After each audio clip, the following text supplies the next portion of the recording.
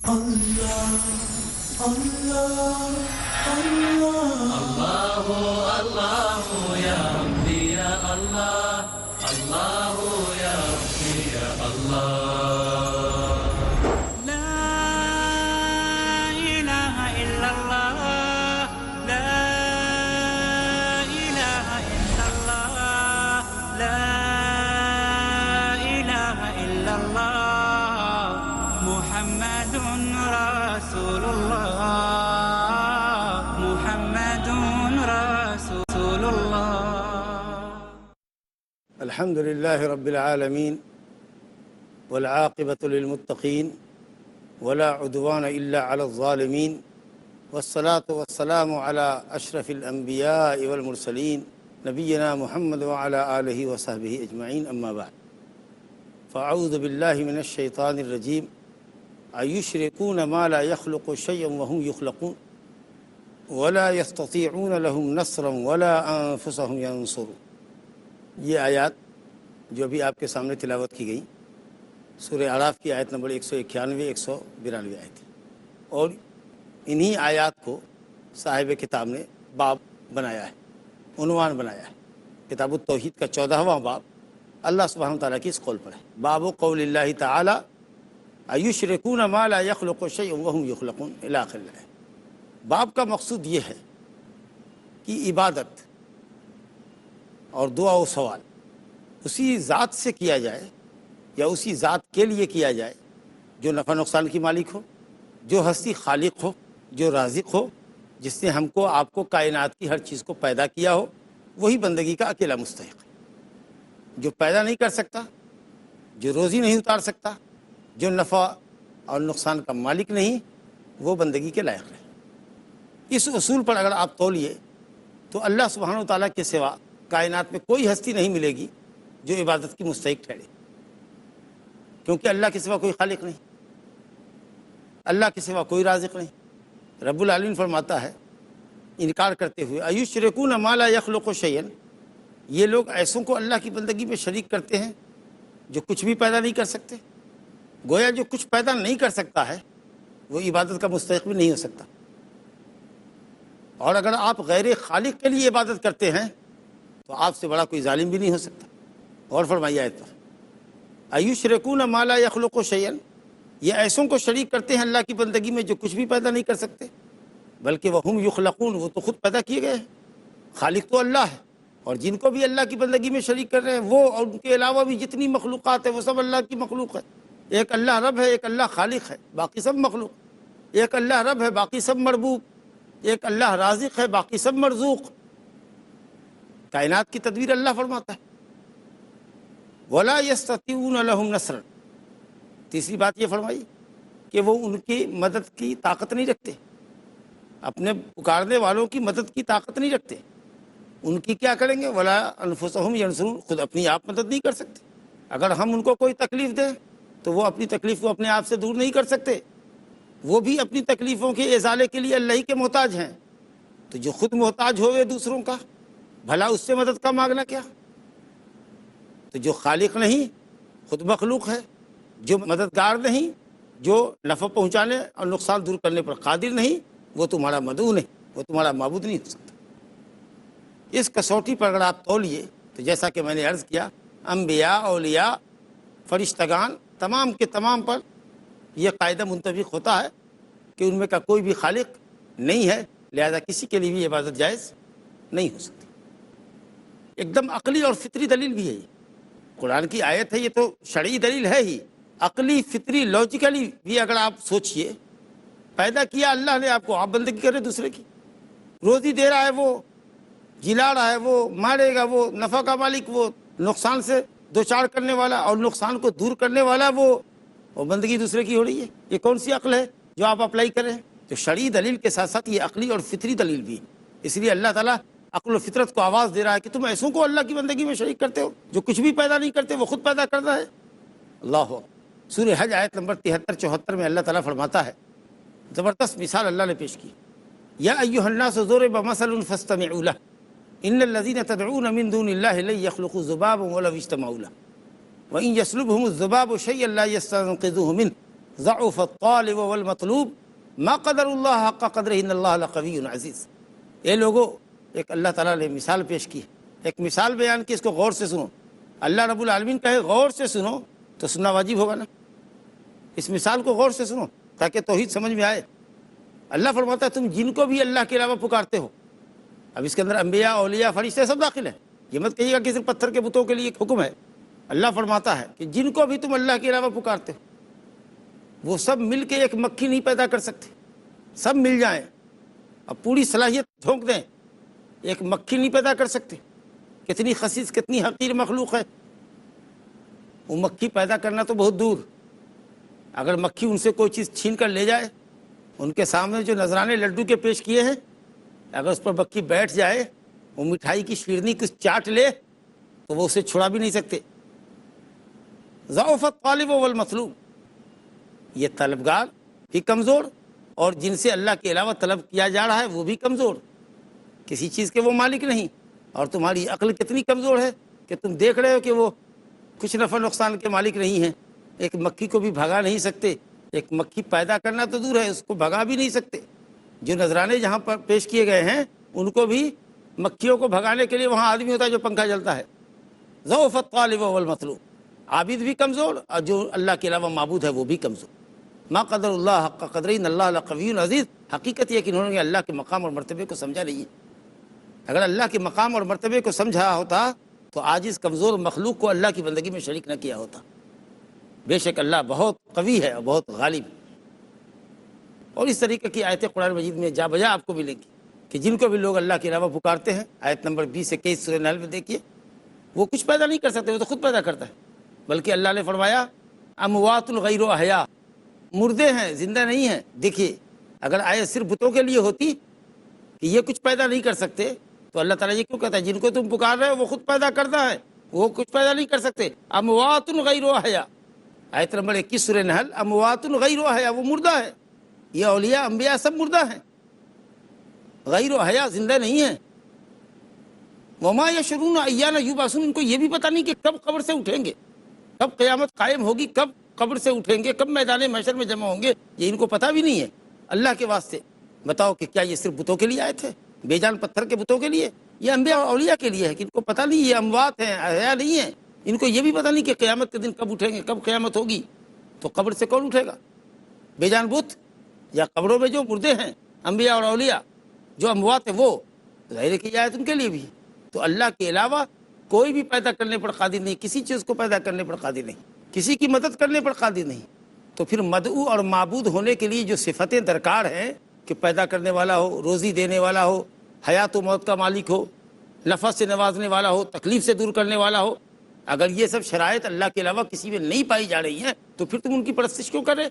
لہذا انبیاء، اولیاء، کوئی بھی ہو، فرشتے، کسی کو بھی حق نہیں ہے کہ وہ معبود بنے یا معبود بنایا جائے اور اس کو اللہ کے علاوہ پکارا جائے۔ اور بات رہی مدد کی تو اکرم الخلق محمد صلی اللہ علیہ وسلم، کیا ان کا مقام اور مرتبہ ہے؟ خود اپنے نفس کے نفع نقصان کے مالک نہیں تھے، امت سے خطاب کرتے تھے سورہ جن میں، قل انی لا املک لکم ضرا ولا رشدا قل انی لن یجیرنی من اللہ احد ولن اجد من دونہ ملتحدا۔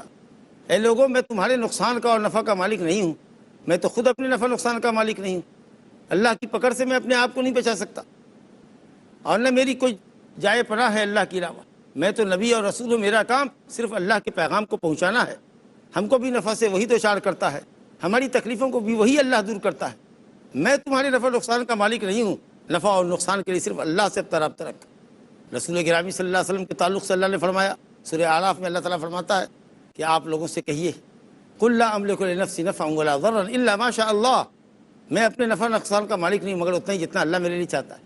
ولو كنت اعلم الغیب لاستکثرت من الخیر وما مسنی السوء، اگر میں غیب جانتا تو بڑی ساری بھلائیاں اپنے لیے جمع کرتا، کبھی کوئی تکلیف مجھ کو پہنچتی ہی نہیں، پہلے ہی سے حفاظت کر لیتا، لیکن دیکھو میں بھی تکلیف سے دوچار ہوتا ہوں۔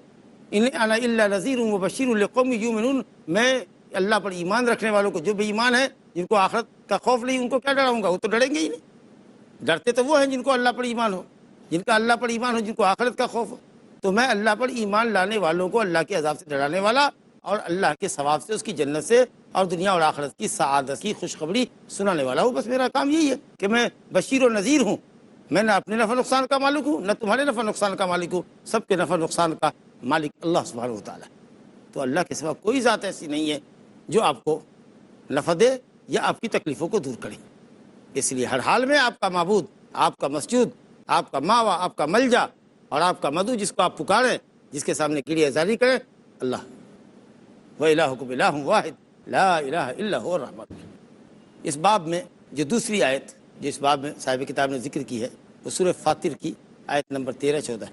وَالَّذِينَ تَدْعُونَ مِن دُونِهِ مَا يَمْلِكُونَ مِن قِطْمِيرٍ إِن تَدْعُوهُمْ لَا يَسْمَعُوا دُعَاءَكُمْ وَلَوْ سَمِعُوا مَا اسْتَجَابُوا لَكُمْ وَيَوْمَ الْقِيَامَةِ يَكْفُرُونَ بِشِرْكِكُمْ وَلَا يُنَبِّئُكَ مِثْلُ خَبِيرٍ۔ زبردست آیت ہے۔ چشم بینا سے دیکھنے کی ضرورت ہے، عقل کی آنکھ سے دیکھیے، دل کی آنکھ سے دیکھیے، پردہ اٹھ جائے گا آپ کے سامنے اور شرک کی قباح ظاہر ہو جائے گی۔ رب العالمین فرماتا ہے، آیت کی شروعات ہے یہاں سے، تھوڑا بیچ کی آیت ہی ہے لیکن اس سے قبل کا ایک ٹکڑا پڑھتا ہوں۔ ذالکم اللہ ربکم لہ الملک، وہی اللہ تمہارا رب ہے، وہی اللہ تمہارا رب ہے، پیدا کرنے والا ہے، اور وہی اللہ ہے، یعنی معبود ہے۔ اپنے پیدا کرنے والے کو اپنا معبود جانو۔ لہ الملک، سلطنت اسی کی ہے، کائنات کے ذرے ذرے پر حکومت اسی کی، جو مالک ہے، جو خالق ہے، وہی بندگی کے لائق ہے۔ اس قاعدے پر اگر فٹ کرو تو سوائے اللہ کے کسی کی کوئی ذات نہیں آتی۔ نبی ولی سب محتاج اللہ کے، سب مخلوق، سب کو اللہ نے روزی دی۔ انشاءاللہ ایک مختصر سے وقفے کے بعد ہم اس کا دراسہ کریں۔ لا إله إلا الله۔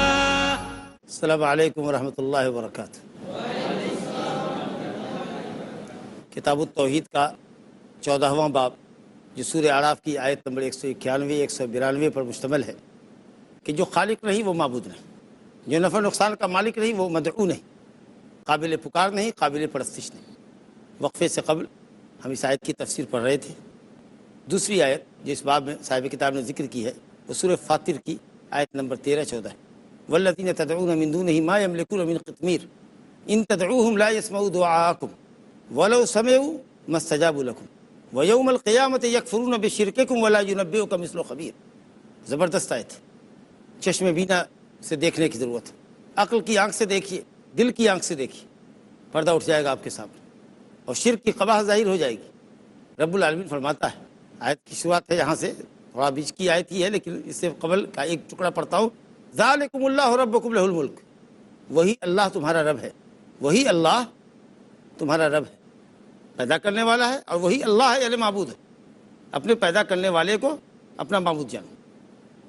لہ الملک، سلطنت اسی کی ہے، کائنات کے ذرے ذرے پر حکومت اسی کی، جو مالک ہے، جو خالق ہے، وہی بندگی کے لائق ہے۔ اس قاعدے پر اگر فٹ کرو تو سوائے اللہ کے کسی کی کوئی ذات نہیں آتی۔ نبی ولی سب محتاج اللہ کے، سب مخلوق، سب کو اللہ نے روزی دی، سب کا پیدا کرنے والا، سب کو نوازنے والا، سب اللہ، اللہ کے سوا کوئی بھی نہیں۔ وہ کہا جا رہا ہے والذین تدعون من دونہ، جن کو تم اللہ کے علاوہ پکارتے ہو، ما یملکون من قطمیر، وہ قطمیر کے مالک نہیں ہے۔ یہ معبود کے شرائط بیان کی جا رہی ہے کہ معبود وہی ہوگا جو مالک ہوگا۔ نمبر 1، معبود وہی ہوگا جو پکارنے والے کی پکار کو سنے گا، معبود وہی ہوگا جو پکار کو سن کر کے پکار کو قبول کرے گا۔ کتنی زبردست فطری اور عقلی دلیل ہے یہ۔ کہا جن کو تم اللہ کے علاوہ پکارتے ہو، ما یملکون من قطمیر، وہ قطمیر کا بھی مالک نہیں ہے۔ کھجور کی گٹھلی پر جو لفافہ پڑا ہوتا ہے، پپڑی، کھجور کی گٹھلی پر جو جھلی پڑی ہوتی ہے اس کو قطمیر کہتے ہیں۔ کتنی باریک ہوتی ہے، معمولی سی۔ کہا وہ اس کے بھی مالک نہیں۔ ان تدعوہم لا یسمعوا دعاءکم، ملکیت کی رفع ہو گئی کہ جن کو تم اللہ کے علاوہ پکارتے ہو وہ کچھ بھی مالک، کسی چیز کے مالک نہیں، حتیٰ کہ قطمیر کے بھی مالک نہیں۔ ان تدعوہم لا یسمعوا دعاءکم۔ نمبر 2، اگر تم ان کو پکارو تو وہ تمہاری پکار سن نہیں سکتے۔ ہو سکتا ہے کہ کوئی آپ کو یہ کہے گی پتھر کے بت ہے جو نہیں سنتے، اولیاء اکرام تو سنتے ہیں، وہ تو زندہ ہیں، اس طرح کی بات لوگ کہتے ہیں۔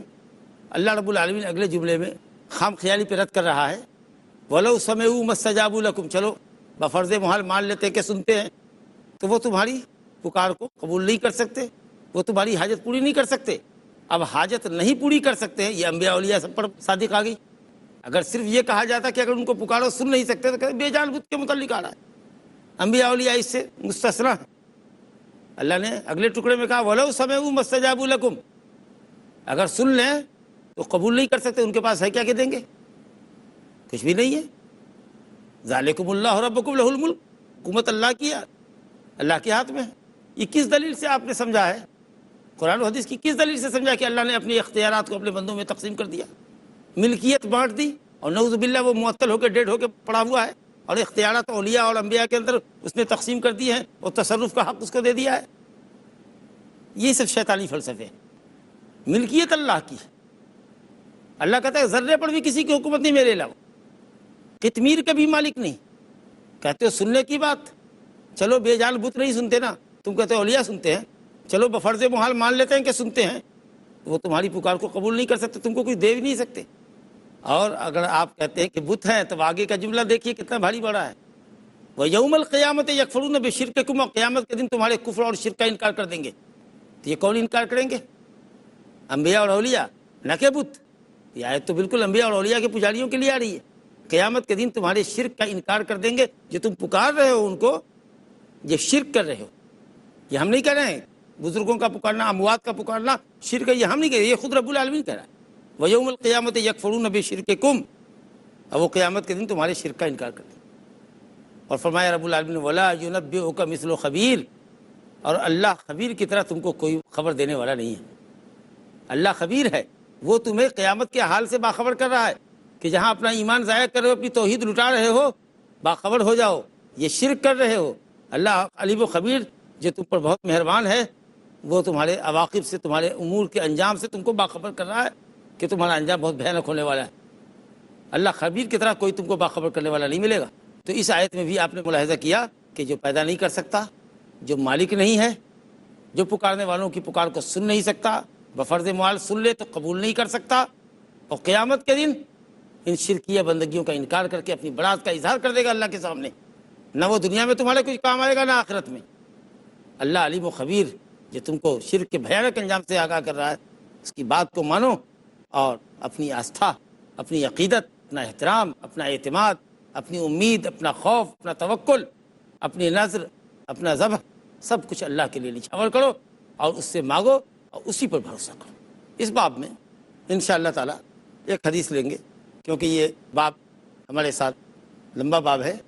اس میں ایک حدیث آپ کے سامنے لاتا ہوں، اور وہ حدیث صاحب کتاب لے کہ اللہ کے علاوہ کوئی کسی کی مدد پر قادر نہیں ہے، اور اللہ کے کسی معاملے میں کسی کو کوئی اختیار نہیں ہے۔ اس سلسلے میں صحیح ہے ان کی روایت ہے، مؤلف نے کہا وہ فی صحیح، لیکن روایت صحیح ہے ان کی۔ حضرت انس بن مالک رضی اللہ عنہ خادم رسول صلی اللہ علیہ وسلم کے متعلق بیان کر رہے ہیں کہ شج النبی صلی اللہ علیہ وسلم یوم احد، احد کے دن یعنی جنگ احد کے دن، جو مشہور جنگ ہے 3 ہجری میں لڑی گئی تھی، احد پہاڑ مشہور پہاڑ ہے مدینے کے اندر، تو احد پہاڑ کے دامن میں مشرکین سے جنگ لڑی گئی تھی۔ یوم احد کو نبی صلی اللہ علیہ وسلم کا سر، پیشانی اور چہرہ زخمی کر دیا گیا، شج النبی صلی اللہ علیہ وسلم یوم احد۔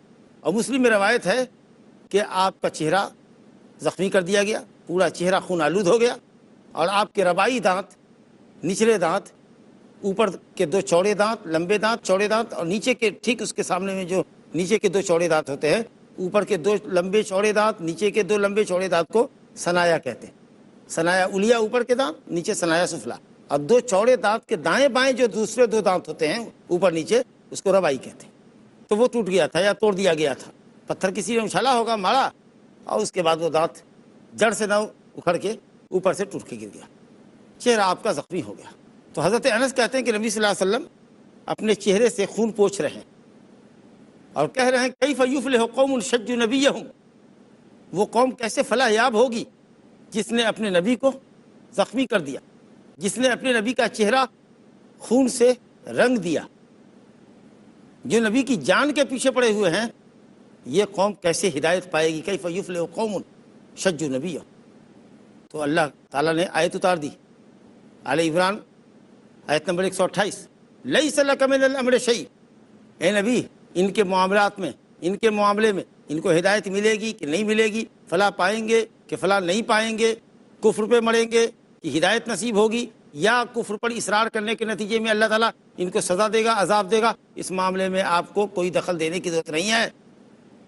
لیس لک من الامر شیء یا یتوب علیہم او یعذبہم فانہم ظالمون، اللہ ان کی توبہ قبول کرے یا ان کو سزا دے. ظالم ہے یہ, اللہ سمجھے گا کہ ان ظالموں کو سزا ملنی چاہیے کہ ان کی توبہ قبول ہونی چاہیے. آپ کو اس میں کوئی اختیار نہیں. آپ سوچیے, اس جملے پہ غور کیجیے. یہ کون لوگ تھے؟ مکہ والے تھے, مشرکین تھے. نبی صاحب کو زخمی کیا, سر اور چہرہ داغدار کیا. شج کہتے ہیں اصل میں سر کے زخم کو, لیکن اس کا اطلاق جسم کے دوسرے حصے پر بھی لگنے والے زخم کے تعلق سے. ایک طرح کی مایوسی جھلک رہی ہے کہ جب یہ قوم فلاح نہیں پائے گی, اپنے نبی کی جان کے پیچھے پڑی ہوئی ہے, تو اللہ ان کو ہلاک کر دے تاکہ ان سے راحت مل جائے. اللہ نے کہا کہ ان کو ہدایت دے گا, اللہ کی ہلاک کرے گا, یہ اللہ پر معاملہ موقوف ہے, آپ کو اس میں دخل دینے کی ضرورت نہیں ہے, اور اللہ کے کسی معاملے میں آپ کوئی دخل نہیں دے سکتے. اور آپ جانتے ہیں کہ اللہ رب العالمین نے ان کی توبہ قبول کر لی, اور وہ سب فتح مکہ میں مسلمان ہو گئے, جن کے متعلق ایک طرح کی مایوسی کا آپ نے اظہار کیا تھا.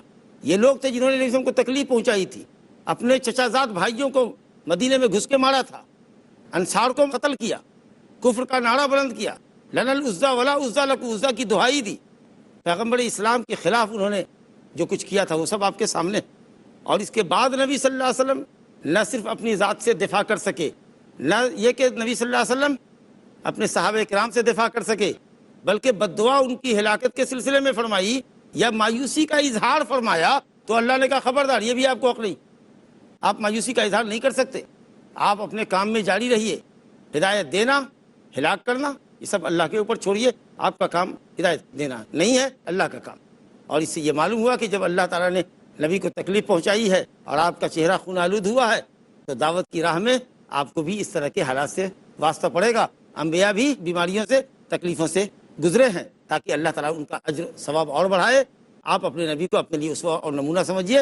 اور قاضی ایاز رحمۃ اللہ علیہ نے زبردست استنباط اس سے یہ کیا ہے کہ انبیاء بھی بشر ہوتے ہیں, ان کے جسم پر بھی آزار اور امراض ویسے ہی طاری ہوتے ہیں جو عام بشر پر ہوتے ہیں. لہٰذا ان کے ذریعے جو معجزات ظاہر ہوتے ہیں, اس سے فتنے میں پڑتے ہوئے آپ ان کو انسانیت کے خانے سے نکال کر کے کسی دوسری مخلوق کے دائرے میں مت ڈالیے. وہ انسان ہے اور وہ بھی مصائب اور مشکلات سے دوچار ہوئے ہیں. وباللہ تعالیٰ توفیق, وصلی اللہ علی نبینا محمد وآلہ وصحبہ اجمعین. اللہ اللہ یا ربی یا اللہ, اللہ یا ربی یا اللہ. لا إله إلا الله لا إله إلا الله لا إله إلا الله محمد رسول الله محمد رسول الله. أرجو رضاك يا الله, أنت الرحيم يا الله, هبني عطاك يا الله, أنت الكريم منك العطاء يا الله, أنت العظيم يا الله, فيك الرجاء يا الله.